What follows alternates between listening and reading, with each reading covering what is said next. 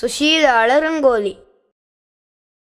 ಸುಶೀಲಾ ಅಮ್ಮನಿಂದ ರಂಗೋಲಿ ಹಾಕುವುದನ್ನು ಕಲಿಯುತ್ತಿದ್ದಾಳೆ. ಅಮ್ಮ ಸುಶೀಲಳಿಗೆ ಕೋಲಂ ರಂಗೋಲಿಯನ್ನು ಕಲಿಸಿದಳು. ಅಂಗಳದಲ್ಲಿ ಸುಶೀಲಾ ಗೋಡೆಯ ಮೇಲೆ ಎಲ್ಲ ಕಡೆ ರಂಗೋಲಿಯನ್ನು ಬಿಡಿಸಿದಳು. ಅವಳು ರೈಲು ಗಾಡಿಯ ಮೇಲೂ ಸಹ ರಂಗೋಲಿಯನ್ನು ಬಿಡಿಸಿದಳು.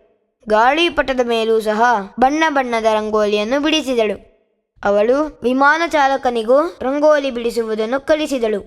ಕೆಲವೇ ನಿಮಿಷದಲ್ಲಿ ವಿಮಾನದಿಂದ ಆಕಾಶದಲ್ಲಿ ರಂಗೋಲಿ ಮೂಡಿತು.